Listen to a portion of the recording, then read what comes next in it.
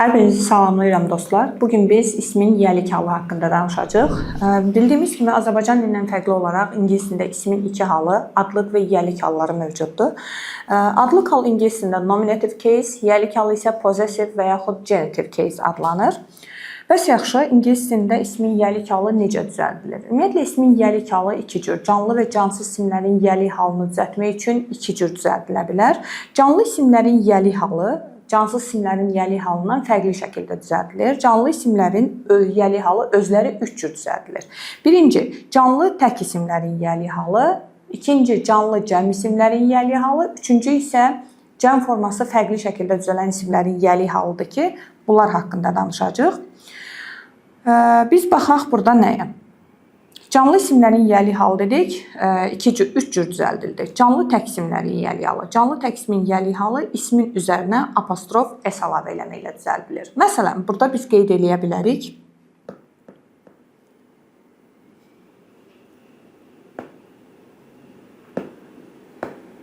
Hasan's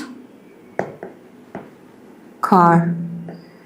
Gördüyümüz kimi biz ismin üzərinə yalnız apostrof s əlavə eləməklə ismin yiyəlik halını düzəldə bildik. Və yaxud oğlanın dostu dedikdə the boy's friend olacaq. Şərifin uğuru dedikdə Şərif success olacaq. Qızın gözləri dedikdə the girl's eyes olacaq. Biz burada yiyəlik haldan sonra gələn ismi təkdə və yaxud cəmdə hər bir şəkildə verə bilərik. Növbəti slayda baxaq. Cəm forması s əlavə olunmaqla düzələn isimlərin yiyəlik halı isə ismin üzərinə, isim cəmləndikdən sonra ismin üzərinə yalnız apostrof əlavə eləməklə düzəldilir. Məsələn, nümunədə gördüyümüz kimi müəllimlərin otağı olacaq teacher's room və yaxud müəllimlərin otaqları dedikdə teacher's rooms şəklində, şagirdlərin adları dedikdə şagirdlər sözünü cəmləndiririk students şəklində və bunun üzərinə bir dənə apostrof əlavə edirik students names şəklində, xanımların sualı dedikdə ladies question şəklində. Əgər biz bunu xanımların sualları olsa, ladies question şəklində qoyacaq. Və yaxud hər hansı bir nümunəni yazaq. Tutalım, yazaq ki, oğlanların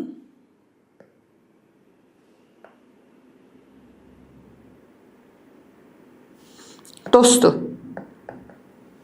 Biz burada oğlanlar sözünü cəmləşdiririk. Boy sözü cəmləndikdən sonra ismin üzərinə yalnız apostrof əlavə edirik. Dost da friend. Əgər oğlanların dostları yazmaq istəsək, bunu boys friends şəklində də göstərə bilərik. Keçid alırıq növbəti slayda.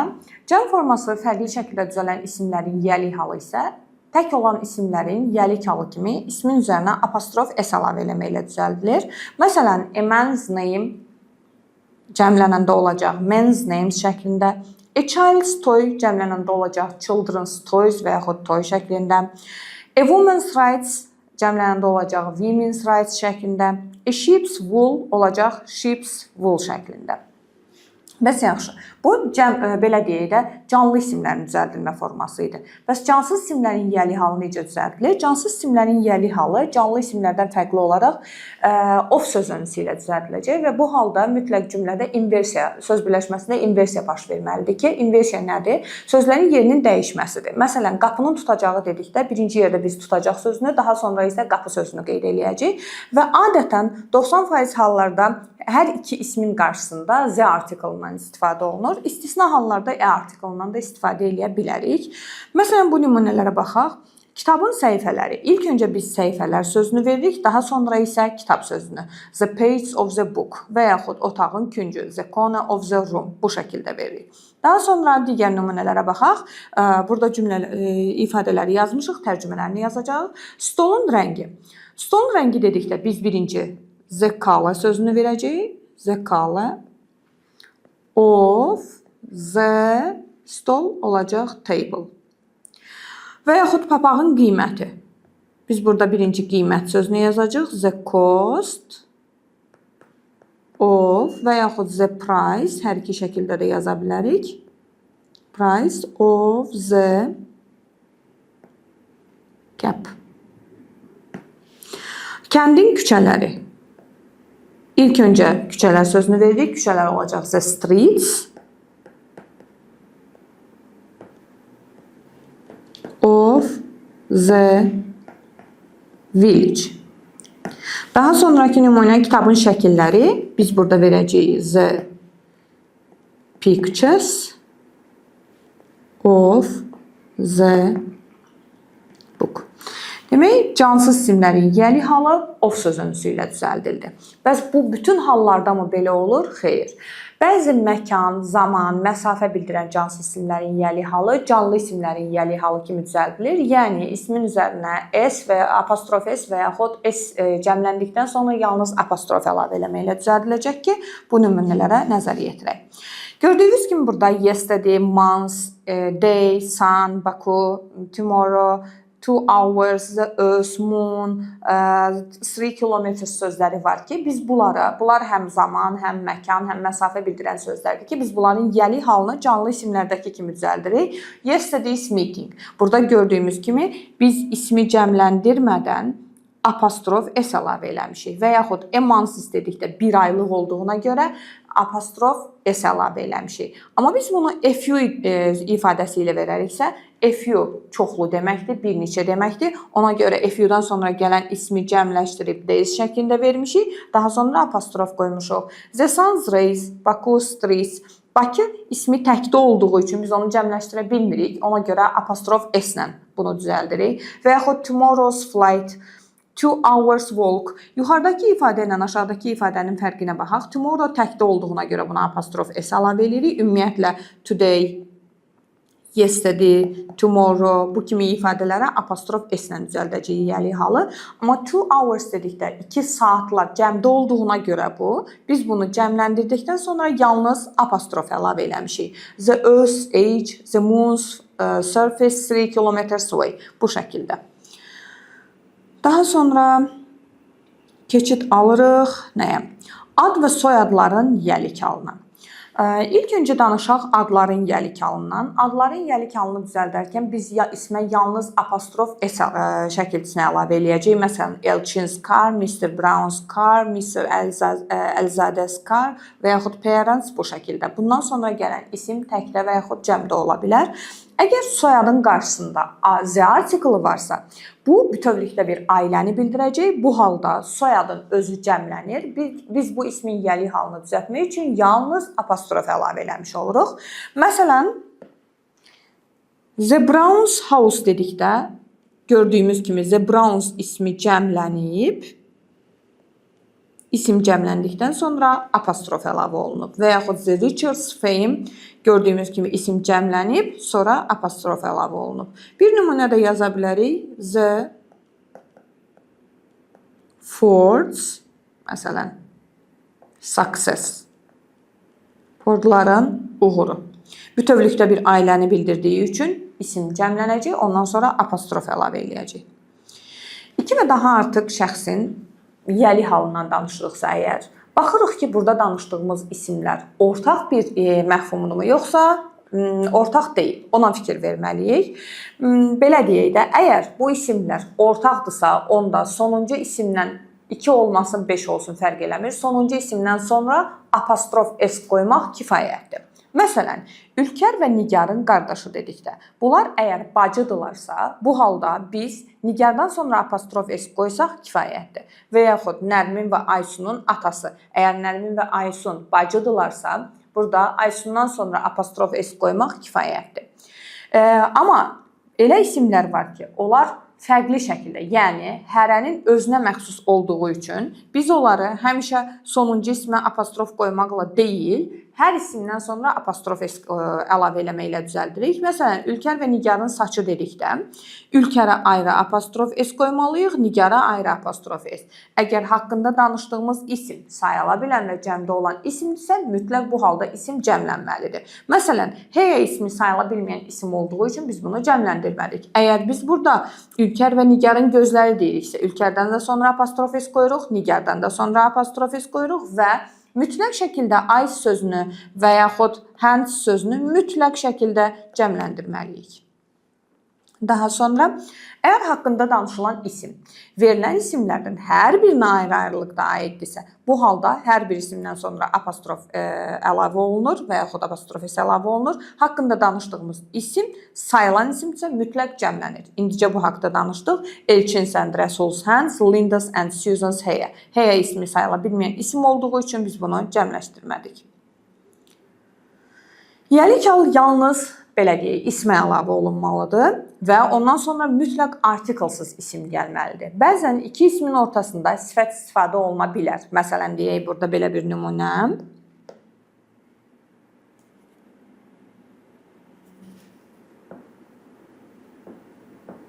Sheriff's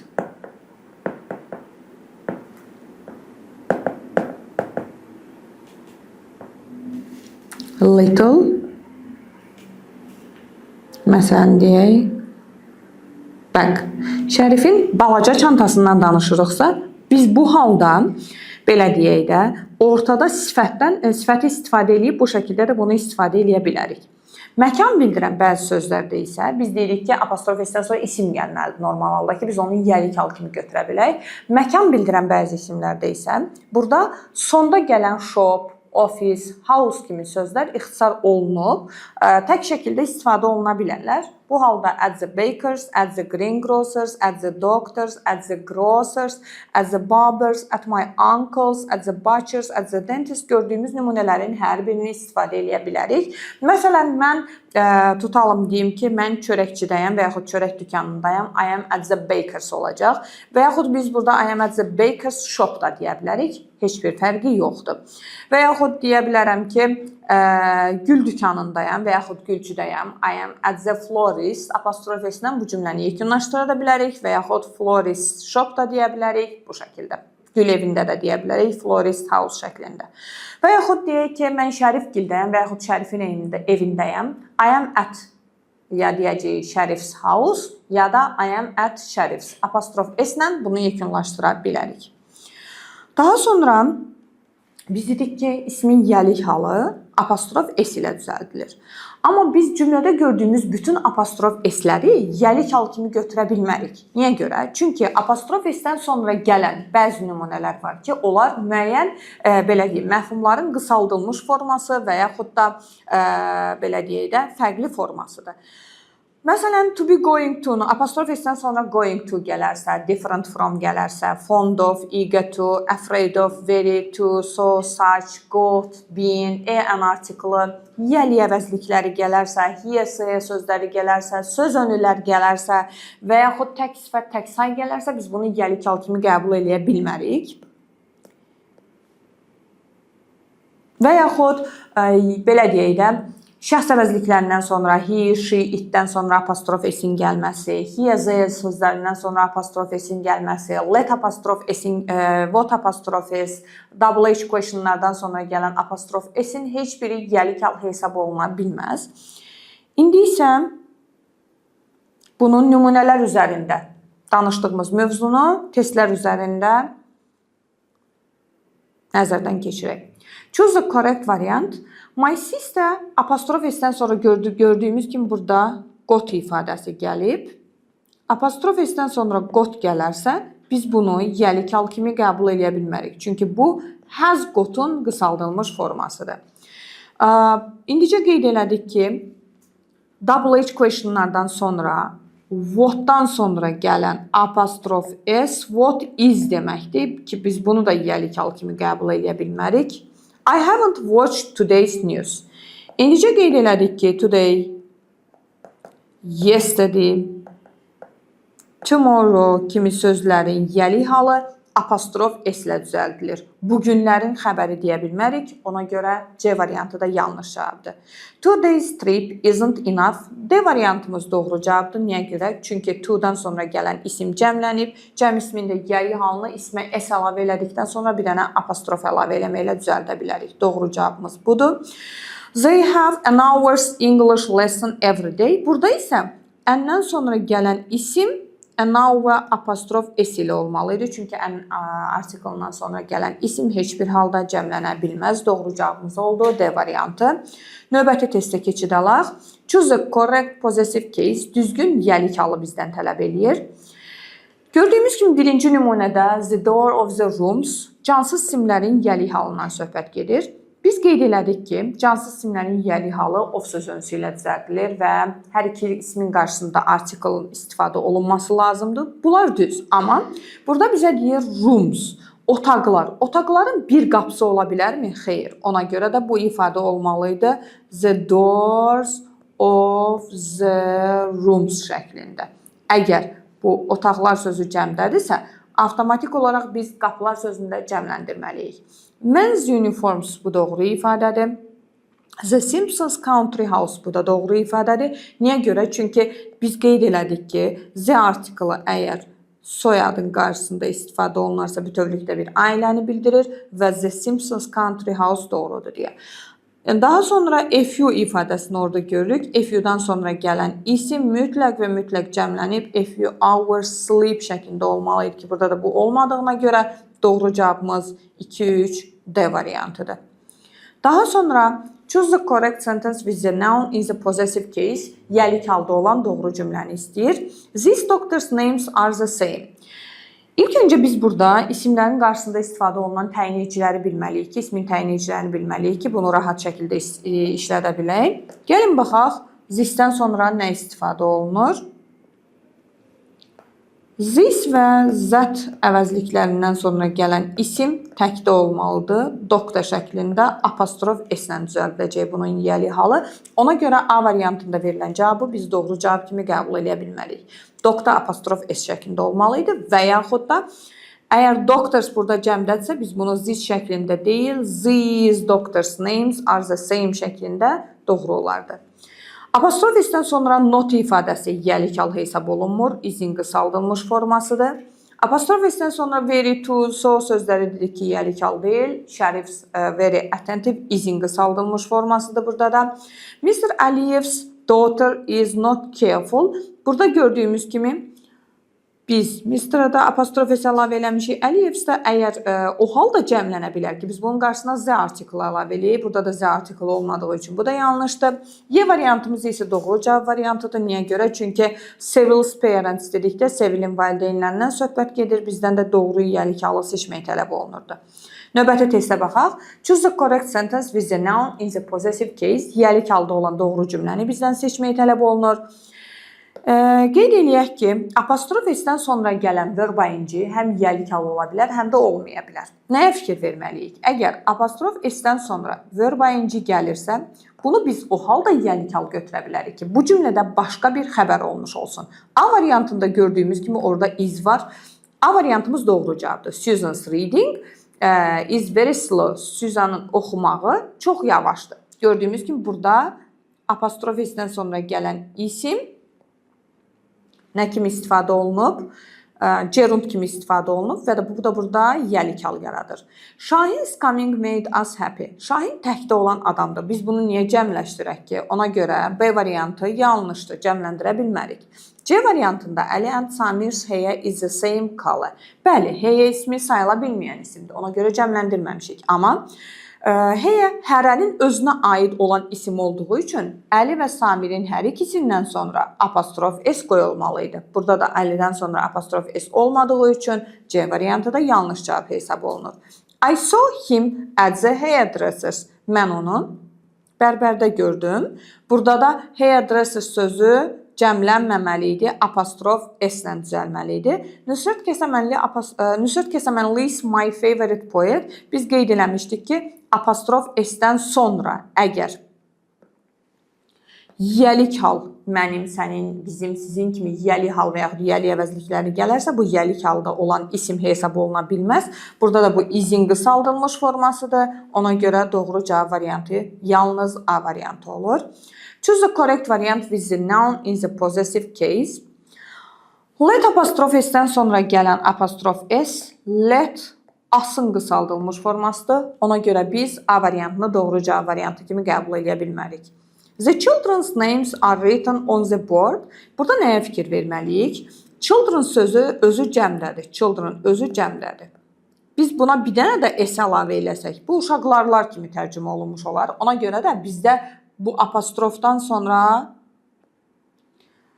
s əlavə olunmalı idi. İsim cəmləndirib sonra əlavə eləyə bilmərik biz apostrof s-i. Susan's at the baker's now. Susan is at the baker's now deyəndə burada Susan'dakı apostrof s yəlik al deyil, amma at the baker's biz bunu doğru cavab variantı kimi qəbul edirik. Çünki Susan çörəkçidədir deyir. I need 2 days rest. 2 days deyəndə biz to-dan sonra gələn ismi mütləq cəmləndirib bu şəklə salmalıyıq. Ona görə D variantı da yanlış cavab variantıdır. She is wearing her mother's shoes. Burada isə biz nəyə fikir veririk? She'dən sonra apostrof s yəlik al deyil. Amma her mother'ı biz yəlik al kimi götürə bilərdik. O halda ki, apostrofdan sonra burada mütləq anasının ayaqqabıları ifadəsi şəklində olsaydı, biz bu variantı doğru cavab variantı kimi qəbul edə bilərdik. Doğru cavabımız burada olacaq C variantı. Yiyəlik haqqında danışacaqlarımız bu qədər. Növbəti dərslərdə görüşənədək.